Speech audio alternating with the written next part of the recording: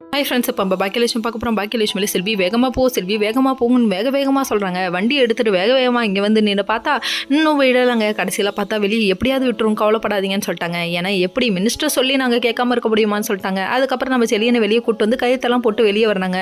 அந்த டைம் பார்த்து யார் வரான்னு பார்க்குறீங்க, அந்த கவுன்சிலருக்கு ஆப்போசிட்டில் ஒருத்தர் இருந்தார், அவர் வராருங்க. வந்தவர் என்ன சொல்கிறாரு, ஏப்பா நீ ரொம்ப அதிர்ஷ்டசாலிப்பா, இவங்க அம்மாவாக கிடைக்க நீ கொடுத்து வச்சிருக்கப்பா.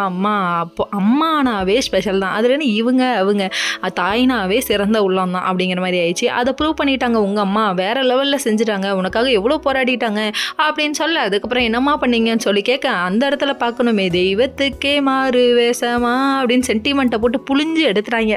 முடியலடா அப்படிங்கிற மாதிரி ஆயிடுச்சு. அதுக்கப்புறம் பார்த்தா விடுச்சலியான்னு சொல்கிறாங்க. உங்கள் அம்மா முதுகு வலிக்க 150 பேத்துக்கு சமைச்சு போட்டாங்க. இதெல்லாம் ஒரு விஷயமா, ஒரு தாய்ங்கிறவ அதுக்கும் மேலே செய்வாங்க, இன்னும் எதிர்பார்க்குறேன் அப்படிங்கிற மாதிரி ஆயிடுச்சு.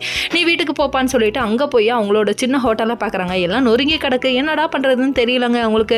சரின்னு சொல்லிட்டு வீட்டுக்கு வந்துட்டாங்க. வீட்டுக்கு வந்தோடனே பாக்கியாவை கண்ணா பின்னான்னு திட்டுது இந்த பாட்டி. தேல் கொட்டினா கூட வாய மூடிட்டு இருக்க மாட்டுக்கு, ஆனால் பாக்கியாவை பார்த்தா வாய மூடவே மாட்டேங்குது இந்த பாட்டி. அது சரி, ஊர் உலகத்தில் எந்த மாமியா வாய மூடிட்டு இருக்கா, மருமகளை பார்த்து இல்லை ஏன் மாமியா மூட அப்படிங்கிற மாதிரி ஆயிடுச்சு.